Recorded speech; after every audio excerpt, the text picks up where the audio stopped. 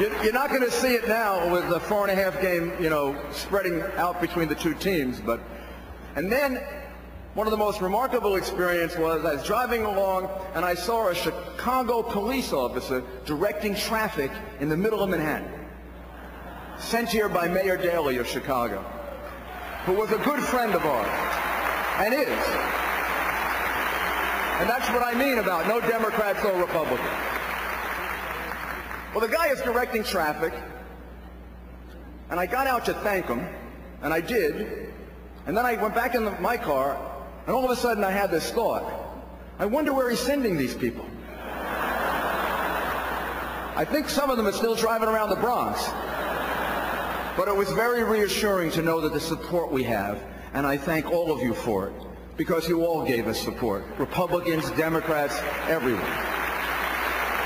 And as we look beyond this election, as we look beyond this election and realize that elections do accentuate our differences, let's make sure that we rekindle that spirit that we had, that we're one America.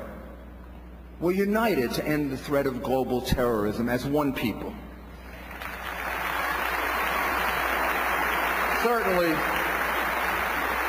Certainly President Bush will keep us focused on that goal.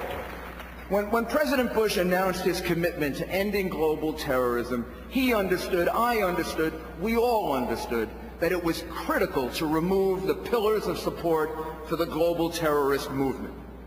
In any plan to destroy global terrorism, Saddam Hussein needed to be removed. Frankly, I believe then and I believe now that Saddam Hussein, who supported global terrorism, slaughtered thousands and thousands of his own people, permitted horrific acts of atrocities against women, and used weapons of mass destruction. He was himself a weapon of mass destruction.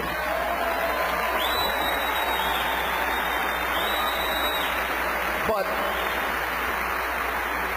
the reasons for removing Saddam Hussein were based on issues even broader than just the presence of weapons of mass destruction.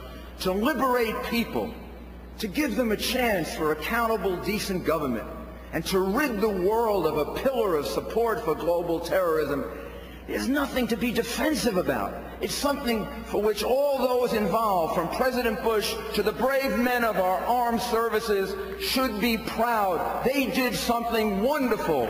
They did something that history will give them great credit for.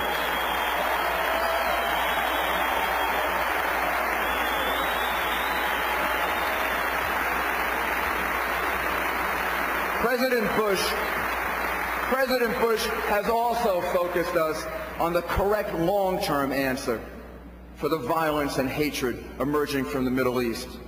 The hatred and the anger in the Middle East arises from the lack of accountable governments.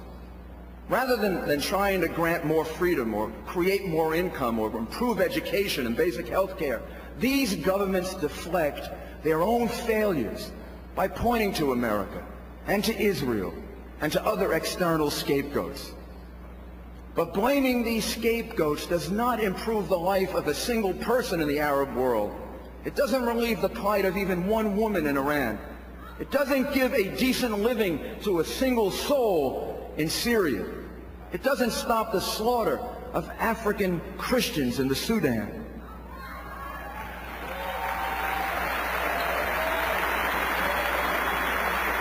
The President understands that the changes necessary in the Middle East involve encouraging accountable, lawful, decent governments that can be role models and solve the problems of their own people. This has been a very important part of the Bush Doctrine and the President's vision for the future.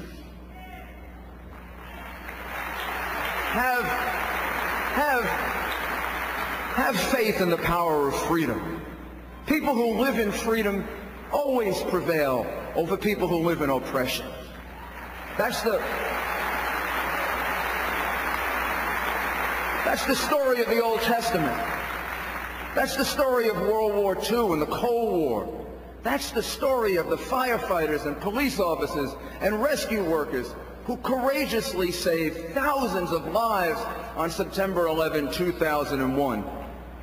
President Bush is the leader we need for the next 4 years because he can see beyond just today and tomorrow. He can see into the future. He has a vision of a peaceful Middle East and a safer world.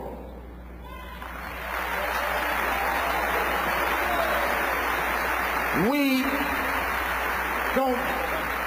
don't be discouraged. Don't be cynical.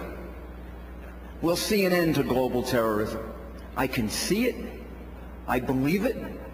I know it will happen. You know, right now it may seem very difficult and a long way off. It may even seem idealistic to say that, but it may not be as far away and as idealistic as it seems. Look how quickly the Berlin Wall was torn down, and the Iron Curtain ripped open, and the Soviet Union disintegrated because of the power of the pent-up demand for freedom. When it catches hold, there is nothing more powerful than freedom. Give it some hope and it will overwhelm dictators and even defeat terrorists.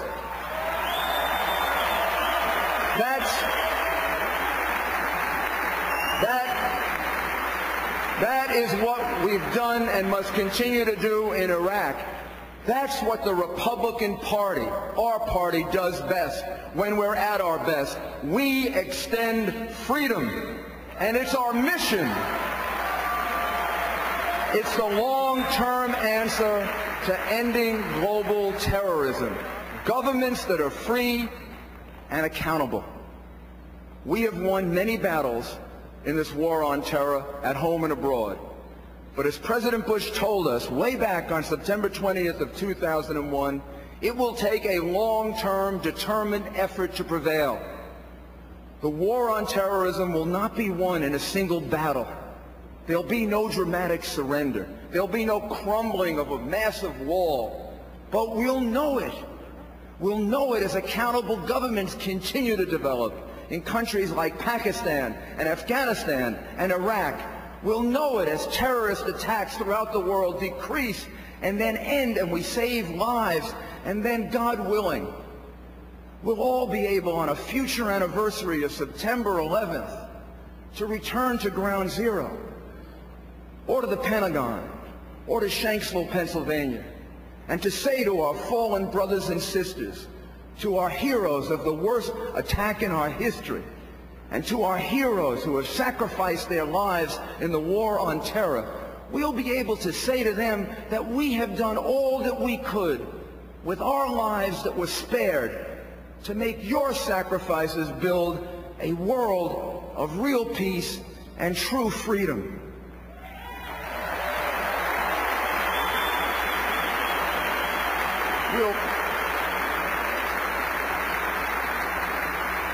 We'll make certain, in the words of President Bush, that they have heard from us.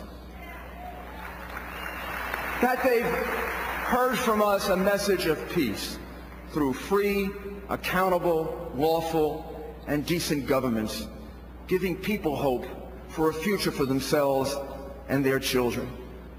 God bless each one we have lost, every soul, every single person, here and abroad, and their families.